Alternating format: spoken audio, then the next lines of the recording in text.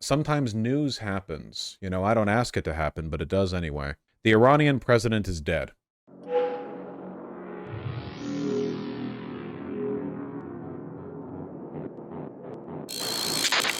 As far as I can tell, it's really genuinely just an accident. I mean, maybe something comes out in the future, but an Israeli official denied to Reuters the country had any involvement in the deadly crash, saying, bluntly, it wasn't us.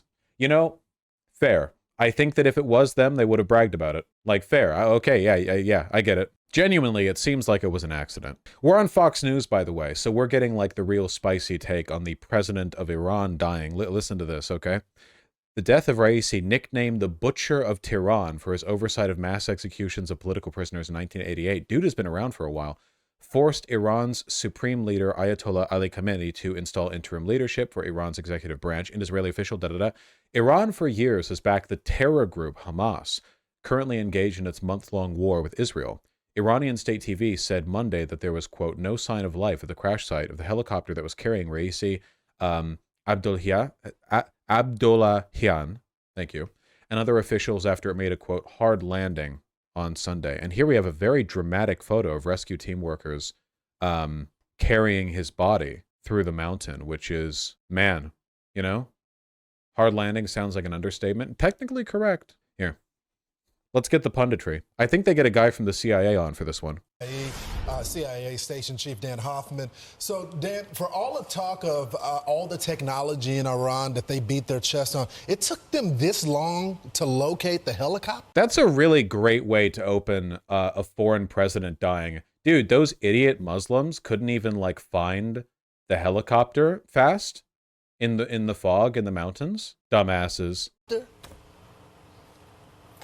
Yeah, I mean, first, just the fact that the helicopter went down, and then secondly, you're absolutely right, locating it, reportedly with the assistance of Turkey. Yeah. And so, yes, that does reflect. Hold on, wait. Okay, I could be wrong on this, but does Iran even have access to the GPS satellites that we do? Because the GPS network is like this whole system in like geostationary orbit, and I don't know if Iran would even have.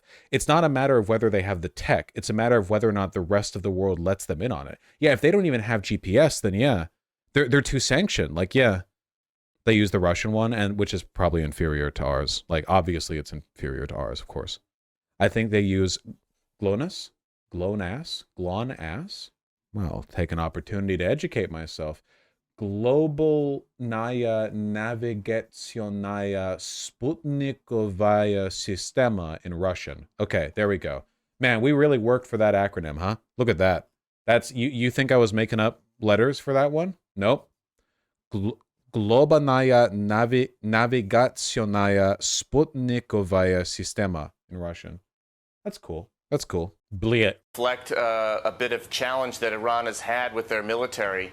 And, you know, I think you all have made some really important points this morning about how, you know, I think we're going to see the continuation of the general contours of Iranian foreign policy, meaning domestic repression, carrying on support to Hamas and their so-called axis of resistance against. True. Wait, is this real, chat?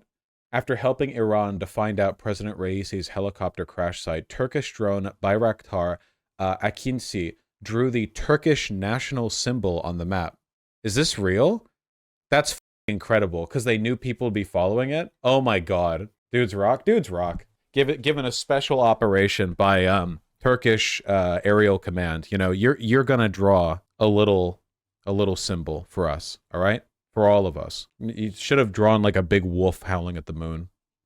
Against Israel and the United States, and then fortifying their relationship, their alliance with this new axis of tyranny, Russia, China, and North Korea. So, you know, Russia, quickly, if you want. What year are you living in that you're including North Korea in the, like, okay, I just, cause again, remember, like, they always want a foreign enemy. You know, Donald Trump really played up the foreign enemy bit. Pulling us out of the Iranian deal, increasing tensions with China. They want foreign enemies. They want another Cold War. You need a foreign adversary to justify a lot of the stuff that fascists need to do, you know? Like, it's really difficult to sell the population on authoritarian crackdowns unless you have a big spooky foreign enemy to draw attention to. Germans did the same damn thing, right? You know? They tied it all together. The JQ wasn't just like, oh, Jewish people, like this is like Jewish people, whatever. It was like, this is a broad conspiracy where our foreign adversaries are working in tandem with them domestically in order to weaken the German people. It's a whole thing. And they do the same thing. They did this shit with China and COVID, man. There are like literally tens of millions of conservatives to this day who genuinely believe that COVID was not only a lab leak, but a deliberate one orchestrated by China to weaken America, as though China didn't suffer from COVID, like they walked through that one unscathed. Want to know about their relations with Iran? They sent 50 personnel. They sent 2 planes and a helicopter to help try to find the chopper. There's no doubt about it. They also are the ones that this is the president that fortified relations with China. And now China is their #1 customer of the export of oil. And we have allowed them, by the way, to circumvent all the sanctions on them while having secret meetings in Oman last week. What? Right, and the new acting president, Mohammed Mukhbar, he served in the Iranian Revolutionary Guard Corps during the Iran-Iraq War, so he's linked with the IRGC, and he also traveled to Russia in 2022 to negotiate the drone. You're telling me the Iranian president is linked to the IRGC? That's crazy, dude. Oh my God, I'm jaw agape. Still unironically doing the axis of evil thing. Imagine that. They have to play it up, And this is a CIA guy, of course, so he's a freak anyway. Drone deal that Iran denies even exists, that Iran is providing Russia with drones to target innocent Ukrainian civilians.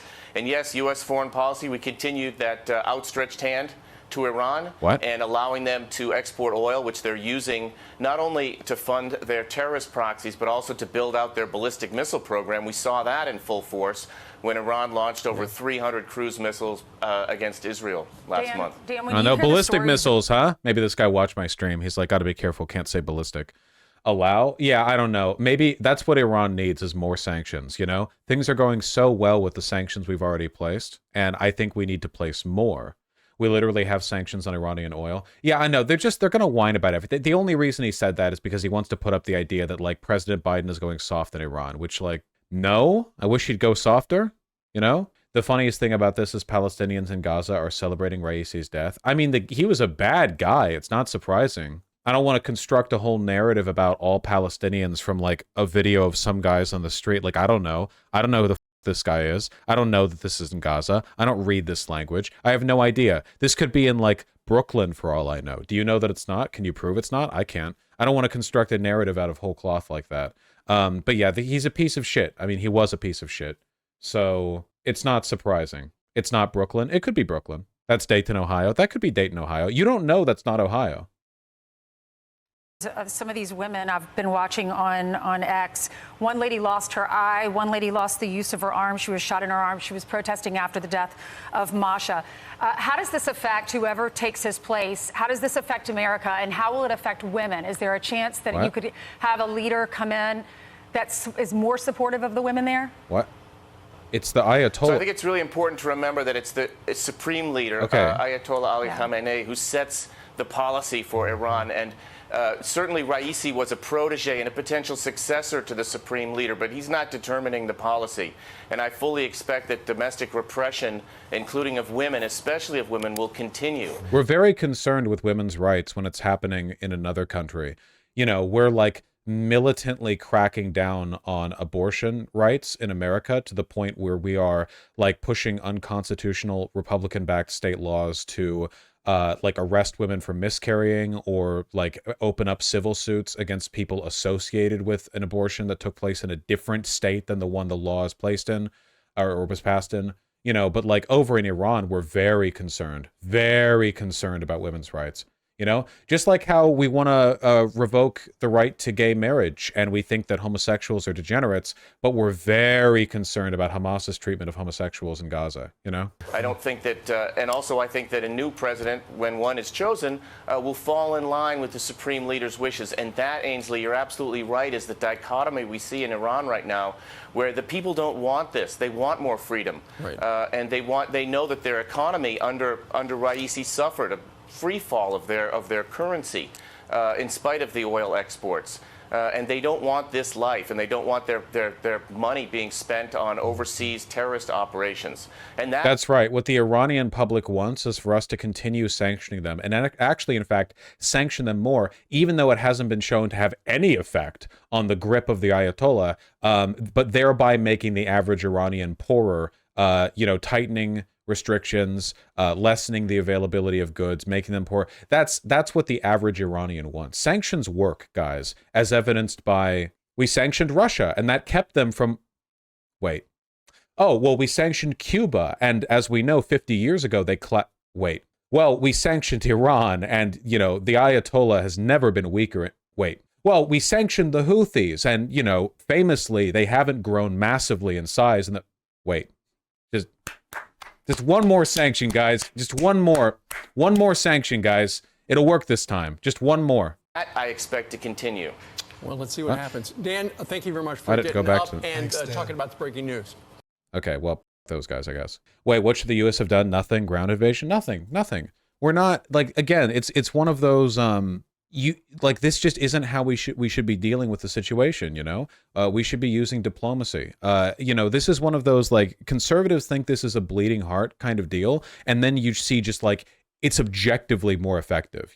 Iran is there. There are two ways of dealing with Iran. You either annihilate them or you get along with them. That's it. That's literally it. Those are the only options. If you have an enemy, there are two ways to resolve they're an enemy status, and it's you annihilate them or you become friends with them. That is it. That's all you can do. Those are the options. And with Iran, the sanctions aren't working. They just don't work. They're not effective. Sanctions just don't work. Some specific targeted sanctions in some cases can be effective, but broadly speaking, big national sanctions, they just don't seem to work. So what, we could annihilate them? Let's not. Leaving aside the fact that we wouldn't be able to, it wouldn't do any good for anyone. Trust me, I've been down, we've talked about that. I've rambled about that.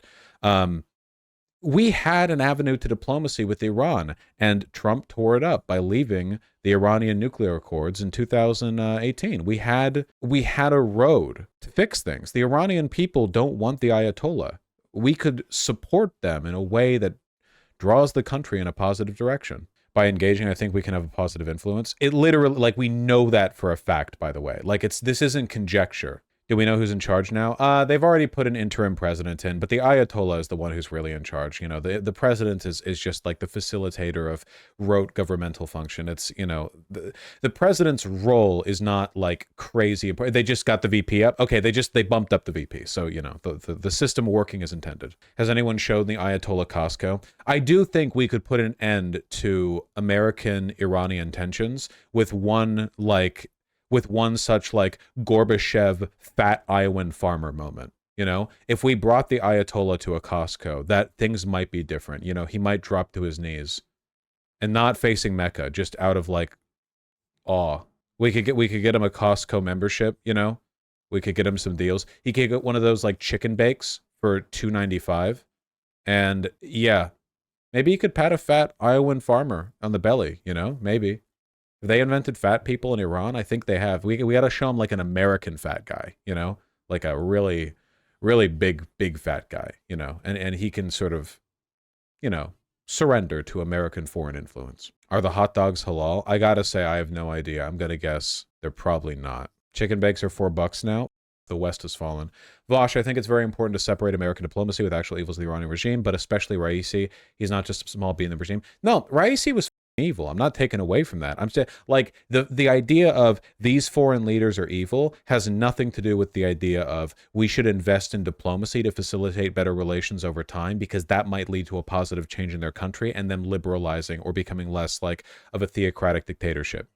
It's not. This isn't a denial of the evil.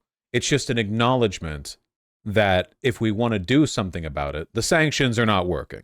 Like with China, but more competent. We keep up with China too. We keep trying to treat them like some giant foreign adversary. It's not. We should try diplomacy with Israel first before invading. Yeah, if only Biden would be willing to engage in some tough diplomacy with Israel. But sadly, knob slobbing is not actually a diplomatic technique that I recognize. That's not the UN. The UN doesn't teach you that one. China is also escalating with the West and even with their own neighbors. Yeah, I know. I just don't think we're really helping by playing into the foreign villain narrative, you know? We know what's going on with China. They're facing a gigantic economic crisis because of their population bubble popping soon as everyone ages into retirement. Like, we know they're going to face some serious shit in the near future. And I don't think we're assisting. I don't think we're lowering tensions at all by addressing that situation in the way that we are, where we're like, oh yeah, they're evil, so let's treat them like they're evil.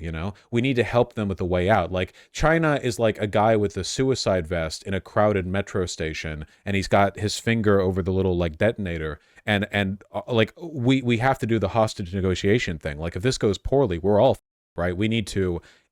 We can't just sit there and go yeah, this guy's got a bomb, you asshole. That doesn't manage the situation. We need to manage the situation, and that takes responsibility, and it takes a willingness to sometimes look past the evil of foreign leaders, not in a oh, they're good now actually kind of way, but more in a strategically, in this moment, we cannot move forward or address this unless we are willing to engage with you as a diplomatic force. Well, if you think it's inevitable, okay, Comrade Robin Hood, then build your nuke bunker, do what you can. How do we fix the problem of China's influence on the American economy? Not a problem. It's a good thing. Mutual economic codependence is a deterrent to warfare, because it would destroy the Chinese economy for the American economy to collapse. That's a good thing. We want that. We want mutual dependence on these big nuclear-armed superpowers as much as possible. I mean, look what's happened with Russia, right? Russia's been sanctioned into oblivion. They're still going, and a lot of that is because, Russia and America weren't economically codependent, right? To an extent, Europe was reliant on the natural gas from Russia, and that was a problem, but it wasn't something that could really be negotiated or exchanged with. It wasn't like a deeply integrated, networked economic route, tie, it was just oh, well, they rely on the natural gas. It's not enough.